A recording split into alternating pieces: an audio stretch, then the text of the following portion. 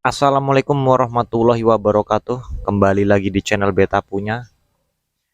Setelah kita melaksanakan pemilihan presiden di hari kemarin, kita sudah mendapatkan hasil perhitungan cepatnya. Ya, alhamdulillah buat kalian para pendukung salah satu calon presiden yang presidennya unggul, saya ucapkan selamat. Bagi kalian yang calon presidennya tidak diunggulkan oleh masyarakat, semoga kalian berlapang dada dan menerima segala apa yang sudah terjadi. Drama politik di Indonesia ini tidak lepas dari berbagai permasalahan yang kita bisa lihat, di mana masyarakat ada yang pro dan ada yang kontra, ada yang mendukung, ada yang tidak sepakat, dan banyak lain macam halnya. Seperti yang kita ketahui, hampir per setiap 5 tahun sekali kita selalu mendapatkan hal-hal yang berbeda, mulai caci maki antar satu pendukung dengan pendukung yang lain, bahkan memberikan umpatan-umpatan seperti kecebong, kampret, dan lain sebagainya. Hingga lebih dari itu, bahkan di tahun 2024 ini kita juga bisa melihat bagaimana bentuk ekspresi kekecewaan, bahkan bentuk-bentuk sindiran-sindiran para pendukung salah satu calon presiden yang berujung ada yang sampai dituntut pidana, ada yang sampai disidang di media sosial dan lain sebagainya. Tentu semua drama ini sebenarnya sudah umum terjadi di Indonesia. Bahkan menghina, caci maki, saling caci satu sama lain itu seperti sudah hal yang biasa di Indonesia. Bahkan di dalam lingkup keluarga saya sendiri juga saling mencurigai. Jangan-jangan kamu pilih nomor ini, kenapa kamu tidak seperti keluarga yang lain pilih nomor ini gitu kan.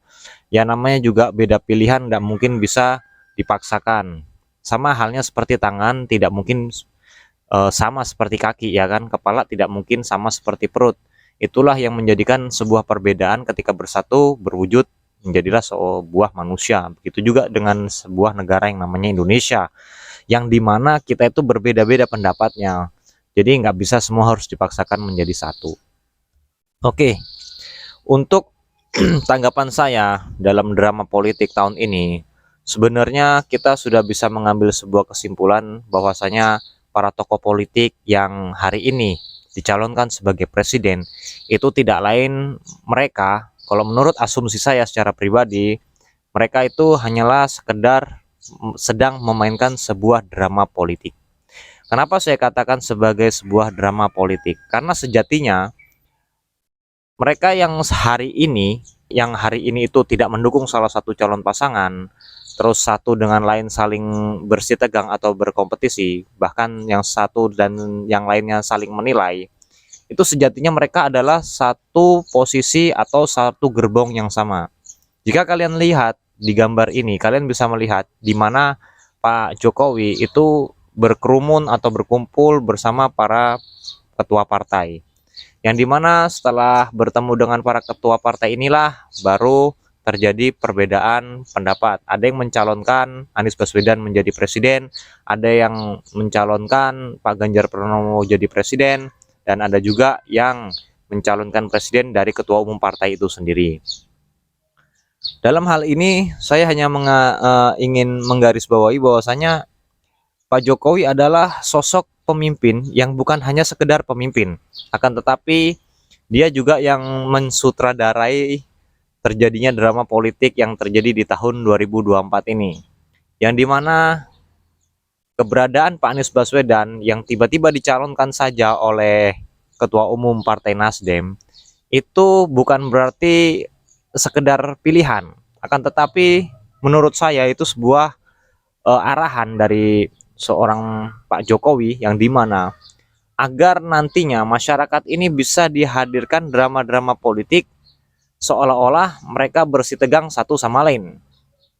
Kenapa saya bisa berasumsi seperti itu? Karena begini teman-teman, jika kalian lihat sebelum-sebelumnya, kalian juga pasti melihat bagaimana Pak Surya Paloh mondar-mandir ketemu Pak Jokowi di Istana Negara. Setelah itu mereka mengatakan hanya silaturahmi dan lain sebagainya. Ini hanyalah lip sync lip service yang disampaikan kepada media massa bahwasanya mereka tidak melakukan kontrak politik dan lain sebagainya. Karena setiap pertemuan apa yang dilakukan oleh ketua umum partai dengan Presiden Jokowi, kita tentu tidak pernah bisa melihat apa hasil pertemuan dan apa yang mereka bicarakan.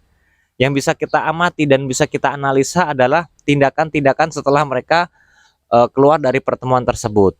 Seperti halnya dengan pencalonan Anies Baswedan sebagai presiden, di mana pada awalnya Anies Baswedan diberi keleluasaan untuk memilih calon wakil presidennya sendiri tanpa ada gangguan dari partai. Namun yang terjadi setelah 1 tahun kemudian, pasca pencapresan Anies Baswedan sebagai presiden dari Partai Nasdem, tiba-tiba Pak Surya Paloh ketemu sama Pak Jokowi di Istana Negara. 2 hari pasca itu kalau nggak salah langsung diumumkan Caimin dijadikan wakil presiden dari Anies Baswedan. Tentu ini sebenarnya bukan hal yang baru ya.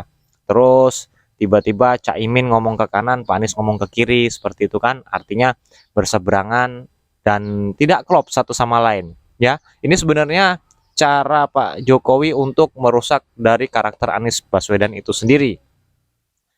Ini bukan tuduhan atau apa, ini hanya asumsi saya secara yang saya amati, dan ini memang cara terbaik Pak Jokowi untuk menyelamatkan sebuah negara. Jadi seperti itu. Terus eh, kemudian ada Pak Ganjar Pranowo dari PDIP, ya kan? Kemudian tiba-tiba Pak Mahfud MD jadikan wakil presiden. Yang kita tahu sendiri Pak Mahfud MD itu adalah seorang pakar hukum, yang dimana dia backgroundnya adalah akademisi, bukan seorang politisi seperti itu. Tapi terpaksa harus dipaksa ditarik seperti itu kan ke dalam itu. Entah itu apakah ada tujuan dan maksud lain tertentu, kita juga kurang tahu. Akan tetapi setelah perdebatan-perdebatan, debat antara cawapres, kita bisa melihat bahwasanya ternyata ya memang background Pak Mahfud MD itu bukan seorang yang bisa menyelesaikan permasalahan-permasalahan politik atau permasalahan-permasalahan yang ada di masyarakat, karena background beliau adalah memang pakar hukum seperti itu. Nah, sampai sejauh ini kita bisa melihat bahwasanya ada isu-isu waktunya Pak Jokowi menyembelih banteng dan sebagainya, yaitu adalah asumsi-asumsi yang terbentuk di dalam pikiran masyarakat. Akan tetapi yang saya lihat di sini adalah Pak Jokowi adalah yang mengcreate, yang membuat semua ini, yang membuat drama politik yang terjadi hari ini. Bahkan masyarakat pun ikut terhanyut, bahkan masyarakat pun ikut fanatik menjadi salah satu pendukung calon pasangan tertentu seperti itu. Bahkan ada yang mengatakan ada Imam Mahdi, ada malaikat Jibril dan lain sebagainya, ada surat dari surga, terus ada fatwa yang mewajibkan memilih Anies Baswedan, bahkan juga ada yang mengatakan diragukan keislamannya begitu ya. Jadi jujur saja saya secara pribadi sih kalau bisa Pak Anies Baswedan di tahun berikutnya tahun 2029 kalau bisa jangan diikutkan deh untuk Pilpres ya, karena jujur saja sedih saya sebagai seorang muslim, agama saya dibawa-bawa seolah-olah kalau tidak memilih beliau jadinya keislaman saya ditanyakan seperti itu kan. Nah, jadi menurut saya ini hanya sekedar bercandaan saya, disclaimer dulu.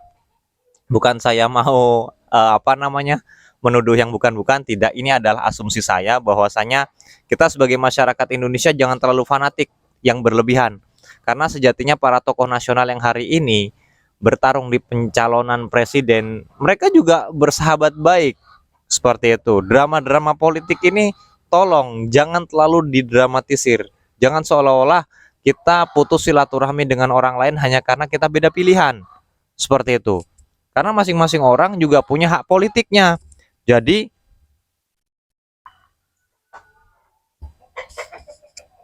sebisa mungkin kalian tetap jaga silaturahmi. Ya silahkan kalian beda pandangan seperti itu. Oke, itu saja teman-teman untuk video kali ini. Sebenarnya saya juga